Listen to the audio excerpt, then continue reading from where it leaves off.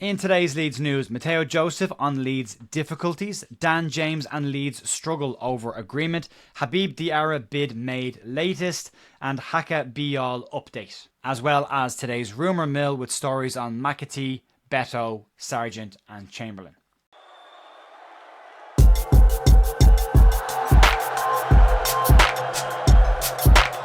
Morning folks, welcome back to The View for Tuesday morning, 10th of June, for your Leeds United news. I hope you're all having a good week so far. The sun is out, the weather's getting better, and I'm hoping everyone's happy and enjoying themselves today. Just before we get started off, just to say today's a little bit of a heavier transfer story, as some stories have popped out of the rumour mill and into the mainstream. And also just to say, the Square Ball charity walk is underway from Newcastle St James's Park down to Elland Road. If you want to get involved and help out with the charity, you can go to the Gary Speed charity walk. It's on behalf of Andy's Man Club, or check out the Square Balls socials for that. Best of luck to everybody who is involved in the charity walk. Fantastic thing to be doing, and best of luck to you. Let's start off with the news, and we'll start off with Matteo Joseph, who's been speaking to the Italian media yesterday. If we go back to last season, after Leeds United played Chelsea, there were a huge amount of calls from a certain portion of Leeds fans to push Matteo Joseph into the starting 11 for Leeds as the first choice striker. Then this season came around and Joseph started the season in decent form for Leeds and was seen as one of the main striking options for the club going forward this season, with a lot of people claiming that he would be the young player of the year and Leeds' main striking option this season. Unfortunately for Matteo, both of those things didn't happen. However, you could say it was a disappointing season for Matteo Joseph, but as a young striker in his first real breakout season in one of the toughest leagues in Europe at the moment, the Championship, scoring 3 goals and getting 3 assists in 11 starts isn't that bad, but he did contribute to 39 games in total last season, and that's not bad for a 21-year-old striker in a team where Leeds need to win nearly every single game. Joseph is currently on international duty with Spain and has spoken about his difficulties that he's faced over the past 2 seasons at Leeds, and has talked about how his progress has slowed. Speaking to El Mundo in Spain yesterday, Matteo Joseph said the following: "There was a change, the other striker started to play, and you know that in the end this comes in waves. I'm also in favour of him continuing to play. I started quite a bit and then I went from everything to nothing. It was a blow, and that was coming off the back of last year, which was also tough. It's important to invest in yourself to get the best out of yourself, and I try to rely on all the tools available to me." The article goes on to say that at that point most players would start to talk about changing their club, or maybe talking about what the future holds for them, but Matteo Joseph didn't do that. He's got a contract at Leeds until 2028 and he wants to give himself the opportunity to shine in the Premier League next season.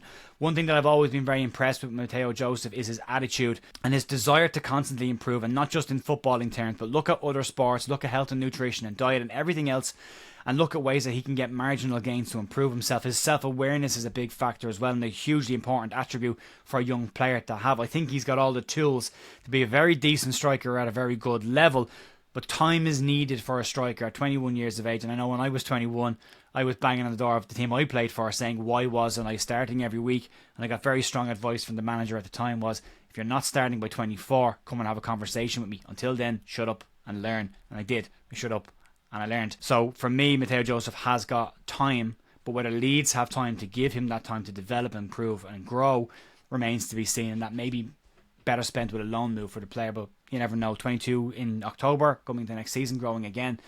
He has improved year on year. We'll see where he goes from there. Let's move on. Let's talk about Dan James. As we heard last week, Dan James is said to be in contract talks with Leeds United over a new deal, but the terms of that deal are said to be reduced from his first contract that he got with Leeds in the Premier League, but an increase on what he was receiving in the Championship. Leeds are rebalancing the club's wage structure, which has been talked about an awful lot in the media over the last couple of days, as the wage structure was said to have gotten out of control during Leeds' last stint in the Premier League. And as I say, has been mentioned, Leeds far higher on the wage side than they wanted and needed to be at that point, and a rebalance is needed this season, with wages a huge factor when it comes to PSR. Dan James has got 12 months left on his current Leeds United deal, and the Sun's Alan Nixon is reporting that Leeds United and Dan James are struggling to agree a deal at the moment. James is obviously away on international duty right now, albeit he is ill. Nixon claims that Leeds have offered Dan James a 2-year extension with 1 year left on his current deal, meaning a 3-year total package, and James is said to want longer than that. It should be pointed out at this stage that Alan Nixon's hit rate with Leeds United stories is pretty much a zero, especially when it comes to exclusives that he's brought out about Leeds. And it should also be pointed out that Alan Nixon puts most of his stories behind a paywall as well on Patreon. So the record isn't great versus people paying to get that information as well. I would say park this one for now and wait to hear from proper confirmation from the club on this one. Let's move on. Let's talk about a story who has moved out of the rumour mill and into the mainstream, and that's Habib Diarra. And yesterday we heard stories from L'Equipe that Leeds had interest and may have even made a bid for Habib Diarra, and that has now received the local media seal of approval, so we're allowed to talk about it. And Habib Diarra is described as a box-to-box dynamic midfielder with a huge ceiling of potential, and the Yorkshire Evening Post understands that Leeds have in fact bid £22 million for the midfielder. The report, which was broken, as I say, yesterday by L'Equipe in France, but Graham Smith claims that Leeds have made a bid for the player. But according to Graham Smith and Joe Donoghue at the Yorkshire Evening Post, they both claim that Leeds have higher priorities in that midfield space and that they may be looking at other players ahead of Diarra, but they haven't named any of those targets. Leeds Live, however, say that Leeds are confident that they can land Diarra in this window, and Strasbourg are said to be open to selling the midfielder this summer, although a higher fee will be needed as well as add-ons. Diarra has 3 years left on his current deal at Strasbourg, and the midfielder can operate as a box-to-box 8, which Leeds don't currently have and will need to replace after Joe Rothwell headed back to Bournemouth. But he has also played as number 10 as well, so there is a creative element to what he brings to the team. At 21 years of age, he is the Strasbourg captain, scored 4 goals last season and added 5 assists in 30 games, and has got 10 caps for Senegal as well. And at 21 years of age, that's a hell of an achievement for anyone to have picked up. All reports say that there is still significant ground to cover on this deal, and that it won't be a quick one, but we'll have to see how this moves over the next week or two. The transfer window in its current existence shuts tonight at 7 p.m. It will then reopen in 6 days' time, and that's likely when you're to start seeing the bulk of the deals starting to get done then. Let's move on to another rumour that has now moved into the mainstream. That's Haka Bijol. We mentioned him yesterday, but this has now also received the local media seal of approval. According to sources, Leeds United are said to be hopeful of landing the Udinese centre-back, who is open to a move to the Premier League. The 26-year-old has interest from AC Milan as well as AS Roma, and at 26 years of age would bring a ton of experience to Leeds United, with 62 caps for Slovenia under his belt as well, and another player who has captained his side. Bijol captained Udinese 14 times last season, and Leeds will need centre-half reinforcements after Max Verber confirmed yesterday that he is for sale by the club. Bijol is valued at £17 million, but reports and the Yorkshire Evening Post understand that Leeds are very hopeful of luring the defender to Ellen Road, but will need to get a fee closer to the £20 million mark if they want to get a deal done. I spoke to Andrea Russo this morning, who contributes to the Just Joe football show and here from time to time, as well as being a journalist in Italy and someone who watches Serie A far more than I would, about Haka Bijol, and he said there's some good and some bad to him. His physicality is a huge part of what he brings to the game. His aerial stats, he's in the top 6% of aerial duels won in Serie A, and his averages are better than Joe Rodon. However, Andrea does balance that out by saying one of the areas of concern would be the player's pace. He's not a quick player and can be caught on the turn by pacier players. So if Leeds are caught on counter-attacks, that could be an issue for us. Also, he plays as part of a back three at Udinese, and he is the centre player in that back three. So he does have that protection either side of him. Otherwise, you might see Leeds moving to a back three, but that's unlikely for Daniel Farke to change his style right now. However, going back to the initial parts of it, the strong side to this is his physicality, and he would add a huge amount of strength to the Leeds United defence, as well as that aerial ability that he has as well. He would add some as well, but there are obviously some caveats there. Andrea believes there are better targets that Leeds could look at in Serie A if they could get him, but according to the YEP as well as other sources, it looks like Leeds may be trying to get Haka Bijol over the line as soon as possible.